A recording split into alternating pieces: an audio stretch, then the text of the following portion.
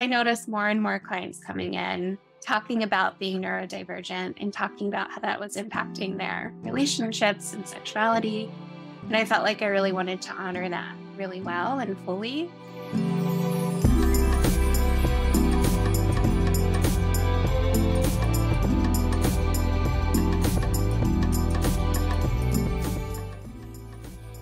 Hi, everyone, and welcome back to Queer Relationships, Queer Joy. I'm one of your hosts, Melissa DeSegurant. Welcome, everyone. I'm the other host, Keely C. Helmick. You're joined by a guest, so we'll do some introductions. Yes, I'll see if I can do it really quick this time. My name is Keely C. Helmick. I am the owner of Connective Therapy Collective. I am a queer, non-binary femme. Pronouns they, them. I am also a certified sex therapist, and I am white and working on my back injury still. 5 months to go. You're getting there, Keely. You're getting there. Yes. And I'm Melissa DeSegurant. I am licensed as a marriage and family therapist and professional counselor working at Connective Therapy Collective. I'm white, I'm able-bodied, I'm bisexual, polyamorous, I'm gender fluid, gender queer, I use she and they pronouns. And welcome, Taylor. We just rushed in, so you can introduce yourself however feels comfortable to you.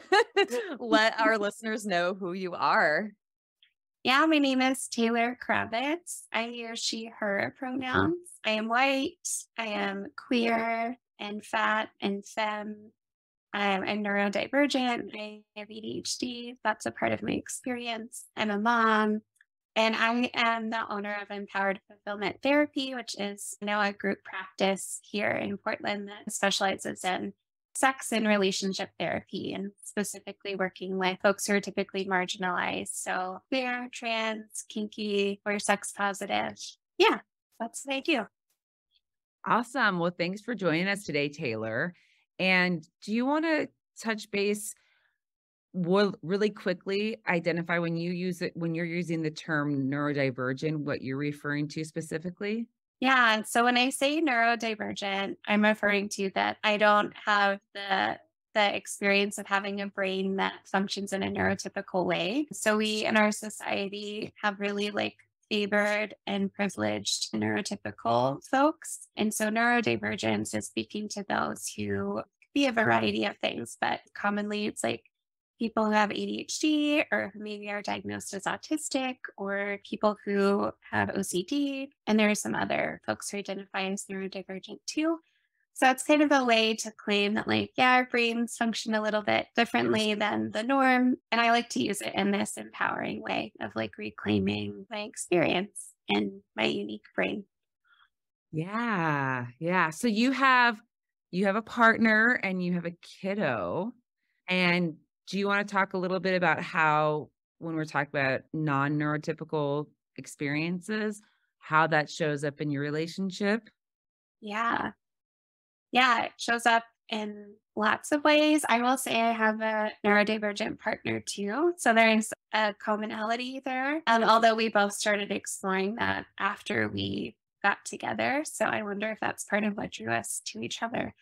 But I will say I've noticed it being more challenging to kind of get through daily life after being a parent. I think once we added that into our relationship, there's a lot more to keep up with and manage and to keep track of. And I noticed that the ways that I had kind of I built systems to kind of get by in the structures that we have in our society. And I realized they were not working as well once I added in a child. So I think that added stress to our relationship because we were both experiencing that at the same time and struggling with being more overstimulated or losing track of things or being forgetful. And I think it's been really important in our relationship to have this lens of being neurodivergent, because it reframes these challenges with communication or division of labor in a different way. Whereas before we might have said, like, you're just not doing something because you're not valuing contributing to our home. It's like, oh, you forgot to do this because your brain is struggling to keep track of everything. And therefore, how can we work together to have a system that works better for us? Yeah. I hear you saying like challenging the meaning making that may happen and understanding that's part of neurodivergence. It's not like a personal affront or something when something doesn't happen, which I love. It sounds like you're talking about this a little bit already, but I'm curious about your why in terms of your work. And it sounds like your relationships might inform what you're helping others learn about being in relationship with neurodivergence. So your why and like what specifically feels important to communicate to people regarding neurodivergence, both in relationships, but also in sex. Mhm.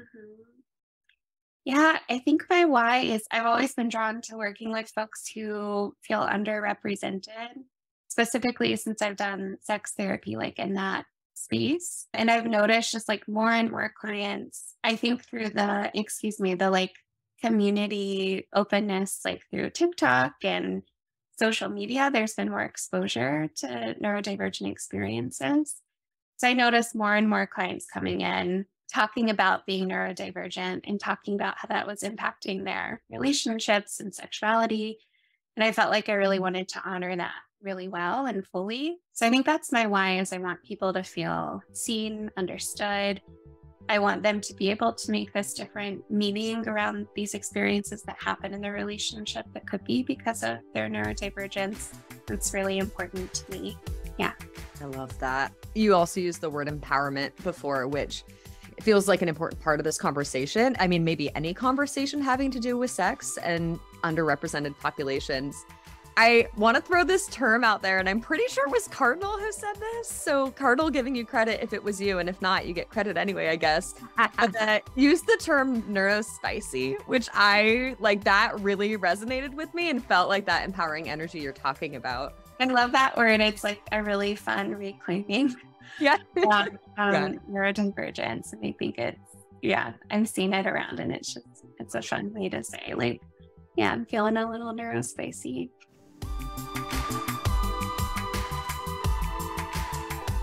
Hey, it's Cardinal, your behind the scenes buddy. I didn't come up with neurospicy. I don't know who did. It's just a TikTok thing. But yeah, a common experience for neurodivergent folks is difficulty dealing with communication. That can show up in a variety of ways depending on the person, and something that can be helpful are conversation facilitation tools. These can also help neurotypicals like myself. So we've got a free relationship check-in worksheet that guides you and your partner or partners through 5 quick activities that build understanding of yourself and the nature of your relationship. Find it in the episode description. All right, back to the show. What are your feelings on TikTok as a resource for people? You mentioned that, and I've seen the same. A lot of clients who are exploring parts of self because of TikTok and people they're seeing. And I know it can be sort of a controversial thing. You know, in psychology, we're taught don't self-diagnose.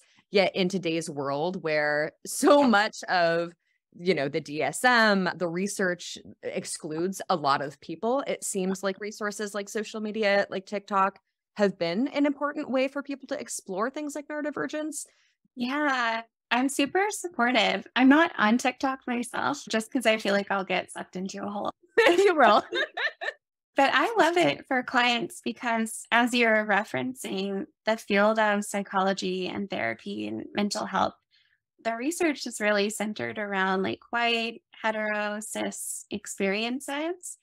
And I think that TikTok has created this space where we can talk about how might neurodivergence show up for women and femme folks and queer folks and people who aren't usually represented and who have had to learn how to like kind of like fit into these systems and survive in these nuanced ways that I think can like kind of hide or conceal some of their experiences as neurodivergent people. There's also this huge like correlation with queerness and neurodivergence that we're seeing. And so I just think that like if TikTok is a place where people can like feel seen and understood and find their voice and have this framing that helps them feel like they better understand themselves, I'm like all for it. I don't want to be a gatekeeper to people's like self-understanding. I love that.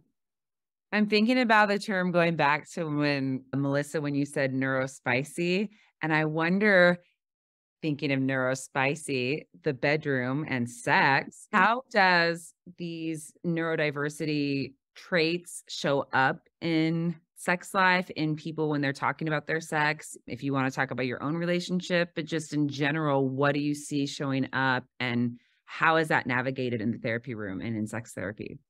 Totally. Yeah. I will say there's like this huge spectrum to what neurodiversity can look like, and I think how it can show up in sex. But I'll speak to some of the common things that I've noticed. So one thing that's come up for a lot of my clients who are neurodivergent is sensory issues related to sex. It's like a common experience for neurodivergent folks that there might be sensory sensitivities. And sex is such a sensory oriented experience. There's so many senses that are being activated. And so I've noticed that could lead to someone feeling like really shut down or overstimulated or overwhelmed in a sexual space, or needing like more stimulation. And actually, like an example is like really enjoying like kink and impact play, because that kind of stimulation is like more stimulating for their brain. And so they're more like present and engaged. So that's one thing I've noticed. I've also noticed there's like something autistic folks experience called autistic burnout.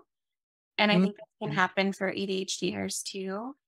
And so if someone is experiencing burnout because they feel like they're having to mask and basically try to like perform and get by in our society, and it's really exhausting and overwhelming for them to like conform to these neurotypical systems all the time, they might feel really depleted, low energy, exhausted, and then have a hard time connecting with pleasure and sex and like their partner in that way. So I've noticed like really needing to tend to one's experience with masking and burnout to be able to have space for pleasure and eroticism in their solo life or their relationship too. Well, I wonder, I realized when I did ask that, asking such a broad question, how about we specify and talk about ADHD in particular around sex and what it's like as a person who is neurodivergent, who has ADHD traits, and how does that show up in sex? I mean, I know that when I think about it, Melissa, I wonder what your clients show up. I think about one of the things is there's the stimulation piece, but there's also a piece of, why am I not thinking of the word? It's like always wanting to try something new. That's the correct word. What's the novelty? Word? Novelty. Yes, that novelty is a big thing, and how that intersects with a person who has ADHD or ADHD traits. Yeah, I've definitely noticed that for myself and with clients who experience ADHD, and we're talking about sex and relationships together. A common thing I've heard is like feeling bored. Yes. It depends on the like type of ADHD that you experience, but totally you can start to feel like kind of bored and like my brain needs more dopamine to feel like engaged and excited in whatever we're exploring together.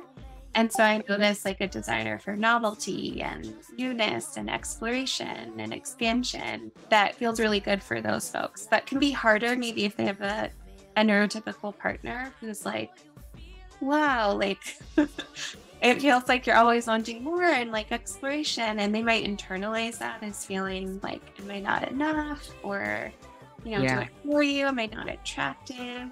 It's that meaning making you were talking about earlier. Yeah, totally. I was just going to say it goes back to that meaning making of like, what if it's about, oh, this is how my brain works and what my brain needs to be engaged, instead of, oh, I'm just like bored with you and our sex life. It's just a different framing. I know you felt alone with everyone. I'll make you feel at home. Rain or sun. I'm gonna make the joke that I sometimes make. Keely, you will appreciate maybe this, but there's a part of me as I hear that goes, great, non-monogamy is such an answer to that. And Of course, I'm going to say that. Those of you who have been listening for a while know that that's what was going to happen. But I'm also, I mean, there are so many monogamous people who also need the novelty. And I'm curious, do you have tips for people? Do you have like, and have you seen that in your clients that like, I can't get novelty in terms of new partners. What do I do? How do we keep things interesting in the bedroom?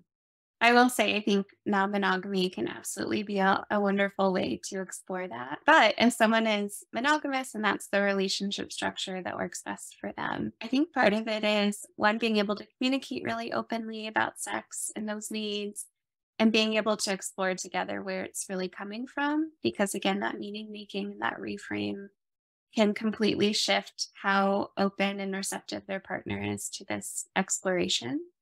Because when you're doing it from a place of like shame or like, I'm not enough, versus like, oh, this will make my partner feel even more present and excited. And we get to like play and explore together. That's a whole different framing. I talk to a lot of couples about expanding their menu. So like their sexual and erotic menu. And so that's a fun way to play with that and to explore like what are items that you can add to your menu. We might explore kink and BDSM if they're both open and interested. We might explore different kinds of like toys or games or, playful things they can incorporate into sex. I've had couples do what I call the sex shop walk, which is like go to a sex shop and like walk around and just talk together and be like, what is exciting for you? Like what brings that dopamine rush when you're like, ooh, that feels a little spicy or exciting for me. And to see if they actually have something that they align around that they didn't even know. So I think being playful and exploring is a really great way to start to expand their physical intimacy and their erotic life together. I love that. I love the sex walk as you talked about it too. And specifically not letting the sex just happen in the moment or in the bedroom, but like really connecting through, talking about sexual interest outside of that exact moment that you're sexually engaging. Seems like a great way to come up with these ideas in maybe a less pressured moment. Mm-hmm. Totally. I think about when you're saying this also for, depending, like you said, the type of ADHD a person may experience, there's also a hyper focus. And so in this planning mode, someone who experiences ADHD may actually, if they find a type of sex that they're really interested in, actually diving into that and being hyper focused and researching. And that is also an area to explore, especially, and I'm curious, and none of us may know, I know I don't know this, but I'm curious if there's a higher rate or how many folks who are in BDSM kink identities or explore BDSM and kink do identify as ADHD, and how many people who are non-monogamous or poly identify as ADHD, as having ADHD. And I'm thinking about outside of that, are there other things that I can imagine people listening being like, okay, well, I don't want to do like toys. I don't necessarily want to go to a sex shop. Do you have one or two other things that you talk about that someone could say who is monogamous and doesn't want to include toys, but still wants to have this realm of exploration and having some novelty added to their relationship and their sexual dynamic? Totally. Yeah. I will say I bet there is a correlation. I don't know, but Yeah. you could see that being the case with non-monogamy and kink and BDSM too. Just like there's a correlation with queerness, I think there's like this desire to have this expansiveness that's there for neurodivergent folks. I think some other things could be just like how people communicate in the moment during sex. So like, it doesn't mean they have to engage in like dirty talk if that's not something that feels good for them, although it could. But getting to like bring the person with ADHD like back into the moment if their brain is kind of like floating or getting distracted by their partner checking in and being like, hey, like, this is feeling great, or like, whatever they're noticing, like, I'm really enjoying this, or I'm really attracted to you right now, or like, hey, are you with me? It's okay to do a check-in like that. But I think in the moment communication can be so helpful because it's just bringing the person's brain back to the moment and helping them stay present.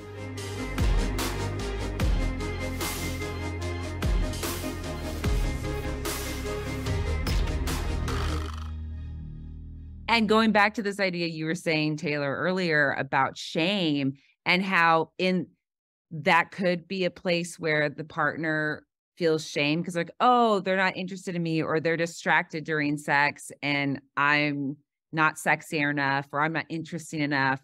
But in actuality, it's part of how their brain works and being able to work together and have that communication both before engaging in sexual activities, but also talking during sex and normalizing talking during sex. I mean, I'm sure we've talked about that before, Melissa. Absolutely. That's continually something that couples will talk about and sometimes feel awkward or like it ruins the moment or all of these ideas these cultural ideas that really need some folks, it helps for them to practice that communication so that it doesn't feel awkward or also I always say lean into the awkwardness. Okay. You're talking Totally. it feels awkward.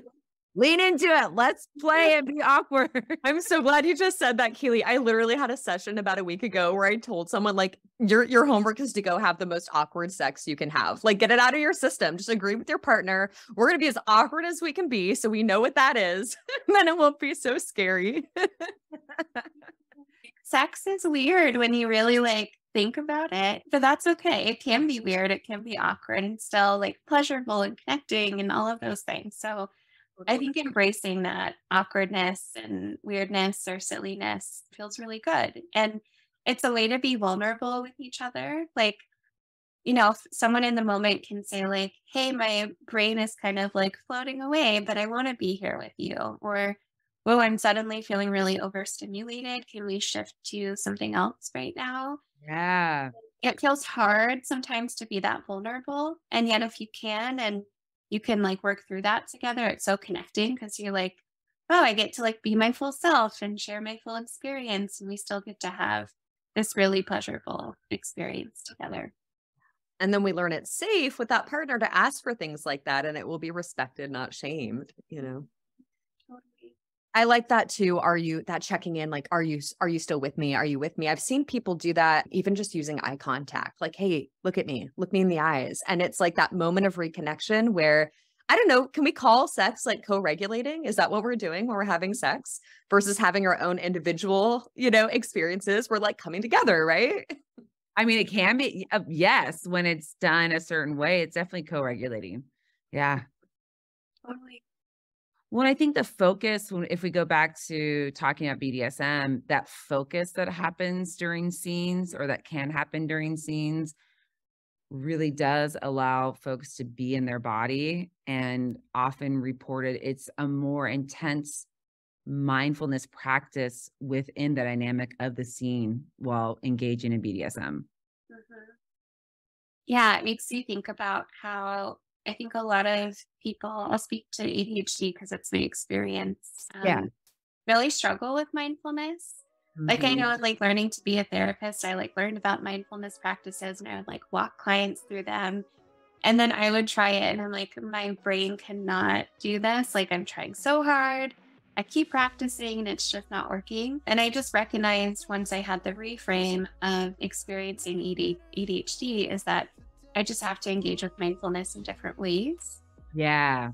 For me, like personally, kink is a way to be mindful in sex because the like increase of the stimulation and the like focus of a scene and being able to hyper focus in that really helps me be present. And I think that's the case for a lot of people. And so I love that like it can be a path to mindfulness, which leads to, being present and having more pleasure and being more connected to whoever you're being sexual with.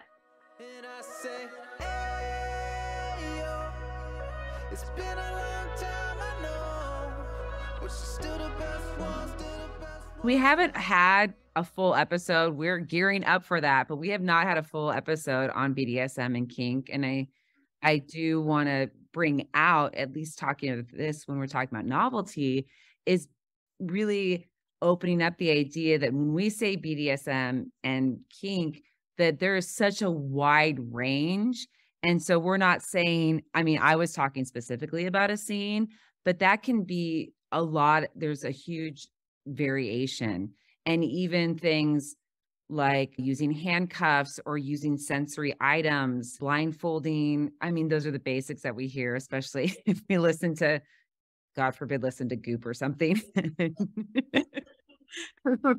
But even, almost like kink light, bringing things in that are sensory specific, that are new. It doesn't have to be someone paying or being with a trained dom or one of the partners learning how to be a dom and sub. There are ways that those pieces can be brought in without a very structured scene. And consent, no matter what we're talking about. Sorry, just got to throw that out there. Just realizing as I'm talking, if someone's like, oh, I'm going to try kink, I'm going to try tying someone up or putting handcuffs to the bed. Consent first. Crucial. Yeah, I think kink is so expansive. I talk to my clients about like kink doesn't even have to be sexual. It can be, but there's like this huge spectrum of how you can engage with kink. And I think people can feel pretty intimidated if they haven't explored it before. And they do have this vision of like, wow, I have to like engage in this full like dom sub dynamic and there has to be a whole scene. And really you can engage with kink and you can be kinky on this like entire spectrum. Same with neurodiversity. So yeah. And I was thinking about even I want to bring in the space today, also some people that are mostly monogamous will have a partner if they're really interested in BDSM, but the other partner isn't. It happens often. There are dynamics where someone seeks out a dom and wants to engage in that. And sometimes the agreement is that there isn't penetrative or any kind of sex, but it is the specific BDSM scenes. And those can be part of agreements in a monogamous relationship, in a non-monogamous relationship, in a poly relationship.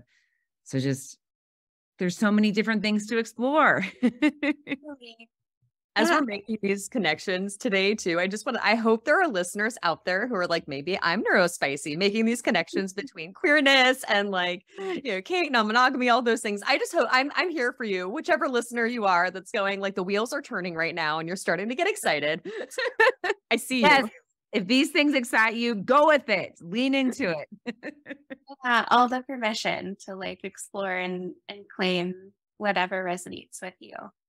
We're not given these like messages in these scripts and these conversations aren't happening typically. And so if anyone is feeling like excited or empowered or like, ooh, I'm feeling really curious, I resonate with this idea, then yeah, I just want to give you all the power to claim that and explore it too. And I think there's so many amazing things about being queer, but I really feel like in the queer community and for me being queer and being non-binary is there's so much permission to be all these different things, try all these different things, not be in a strict way of this is how sex is, or this is how I engage with other people sexually, or this is how my body is treated or touched during sex. Like there's so many different ways to explore. And I think the script for cis heteronormative folks is so restrictive and they can just learn so much from us because we have all the fun in the bedroom. Sorry. We just have it's all about the curiosity. Sex. Yes. The curiosity and not having a certain label prescribed to certain sexual acts. And Taylor, like you said, the playfulness, you brought that in. And I think that's so key. Yeah. I think to what you're speaking to, Keely, I remember I was in undergrad studying like sociology, gender and sexuality studies. And that's when I first learned about like queer history. And I was in like a very conservative, very religious town growing up. So I was like closeted queer kid, super unsafe to be out, that kind of dynamic. So I was like, I'm going to study all the queer things at college because I finally feel like I have a space to do that. And that's when I learned about the idea of like queer as a verb. So like queering something. And that just is like what was coming to mind for me is like, I think queerness is such a beautiful like lens of expansiveness. And it's like, how can we queer sex and gender and kink and like whatever it is that someone is curious about, whether they hold the identity or not, that they can, take that as a verb to kind of like challenge those norms. Totally. I mean, that is my career goal. That is why I created Connective Therapy Collective, because I want to queer sex therapy. I'm all about queering sex therapy because it is super white, cis, hetero, monogamous. Like that's just what the research is and what the books are. And I want to queer it up. No matter what your identity is, just fucking queer it up. I was just gonna say too, and seriously, you can queer it up as a straight person. Totally. But this concept like makes me very happy as a bisexual person, because getting to experience queer sex with a cis man, that's amazing for me. Like that's something I had not experienced with cis men before coming into my own queerness and dating other people who are queer. So yeah, we can queer up lots of things and make them really fun and wonderful. Hell yeah, let's queer it up. Let's make sex for everybody pleasurable, enjoyable, consensual. Yes.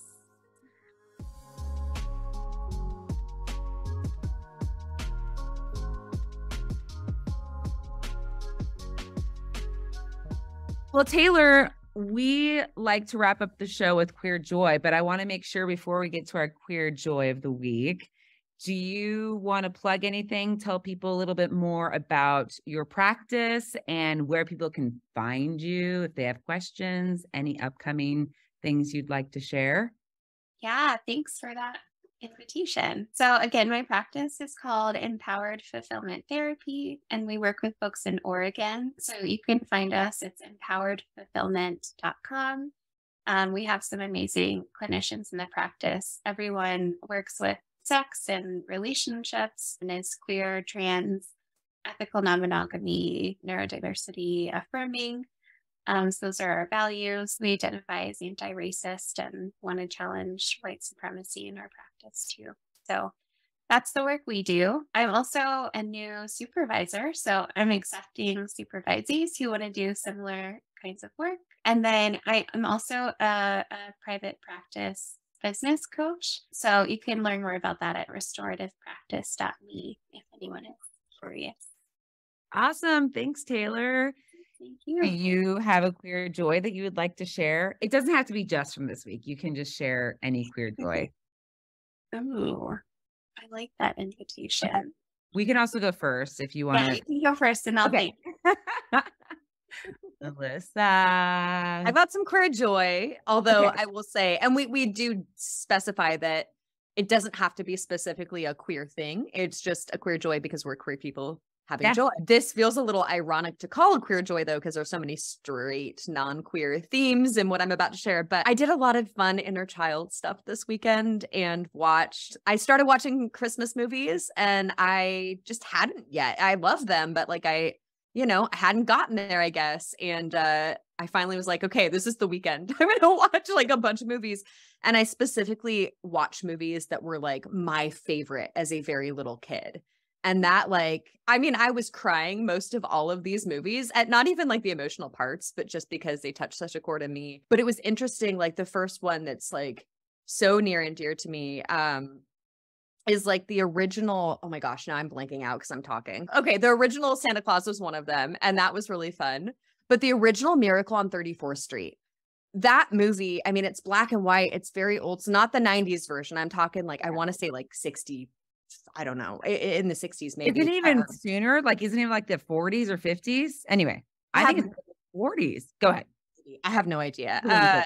So good. And it was interesting to watch it sitting in like the queer kinky body that I'm in now. Cause I'm like, wow, that's what I grew up wanting to be as a quote unquote woman. Right. And so to have such joy, but then also this conflicting experience of like, that's what I tried to be and knew how to do so well. And a lot of that's like beyond just this movie. That's like my theater training and like, all of it. But it was just a really interesting moment, but also a reclaim of like, oh, thank God I'm who I am now. Like, thank God I am living my queer ass life and like changing all the rules. So anyway, yeah, it was a reflective moment, but also my inner child was very happy. I love that. I haven't seen that one, so. Oh, yeah, it's a good one. It is. It's just a sweet. Also, I will say my attention span for movies. I can binge TV shows for weeks and months on end, but movies I just like don't watch very often. And these like are those really short, little sweet, like hour and a half, 2 hour. Like I could do it. I did 2 in a day. Taylor, what's your queer joy? Yeah. So my mom is in town right now visiting. And I think when I have family visit, it's like it leads me to reflect on my like little family that I've created here. And I think when we were talking about queering things, I've been feeling as my mom is here visiting, I've created a different kind of family than I grew up. And like my baby is like so happy and joyful and just like, feels her feels at the moment and have permission to do that. And so and we have like a non-traditional family structure. So yeah, I think I'm feeling like really joyful about how we're like queering family and how like lovely and beautiful and safe and secure it feels, especially contrasted with like my experience growing up that just comes up when family's around. So yeah, I feel really joyful about that right now. Yay. Well, Melissa, speaking of inner child, I went to the Pride Night basketball game. Yes. And I don't know if I shared this before here or one of my like queer coming out stories, but I will say like I have been a Trailblazer fan since the age of 5, and little Keely used to call in on the phone and talk to the coach and listen to the games on the radio. So getting to go to a Blazer game, even though I've now as an adult gone multiple times, getting to go to it is so fun. And then Pride Night, it just still blows my mind because going to a Blazer game and then having this huge, the Moda Center, and they're talking, it's Pride, there's rainbow everywhere. They are specifically talking about what Pride means. They have everything being donated to New Avenues for Youth. It right now even is sending me chills because little 5-year-old, 10-year-old, 15, 20-year-old couldn't even imagine that, of just being so seen. And so being in a sports venue. And then the really cute part as a queer community is that I got 2 tickets and all of my friends were already going. And the 2 people I'm dating had other things going on. And so I showed up by myself, but then one of the people I'm dating, their friends were only 4 rows above me. Like, how does that happen that we happen to be in the same exact section? And so this is you, Keely. This happens to you all the time. Why did they had extra seats next to them? And so even though I thought I was going to be by myself at the game, I had 6 queer people community just be like, no, come up here, come hang out with us. And so I got to share the game with a big group of queer people, and Blazers won. So it was fun. I'm getting the goosebumps too. Like I want to cry. Those moments are so powerful when it's like you never imagined there could be like queerness in this space openly. And then it's just so cool. We know horrendous things happen, and we are so lucky to be where we're at and get to experience that. So yay. Well, thank you again, Taylor, for joining us today and talking about neurodivergency and ADHD and sex. We really appreciate all of your insight and thoughtfulness, and hopefully listeners picked up a thing or 2 and are going to maybe try some things out later this week with a partner or so, or themselves.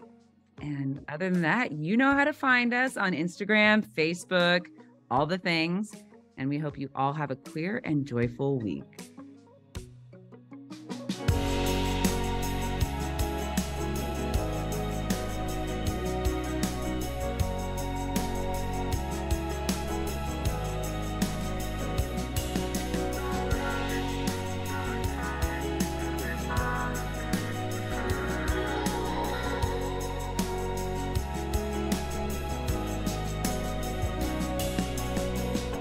Thanks for listening to Queer Relationships, Queer Joy, a podcast by the Connective Therapy Collective.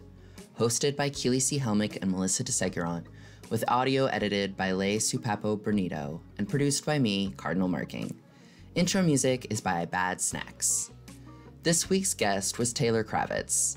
Find Taylor and her merry band of therapists at empoweredfulfillment.com, or if you're a mental health therapist, check out her private practice business coaching website, restorativepractice.com. If this episode made you smile or think, tell us about it. If you hated it, tell us about that. Review us on iTunes or Spotify, or send me an email at media@connectivetherapycollective.com. For more Queer Joy, visit our website at www.connectivetherapycollective.com. Love ya. Bye.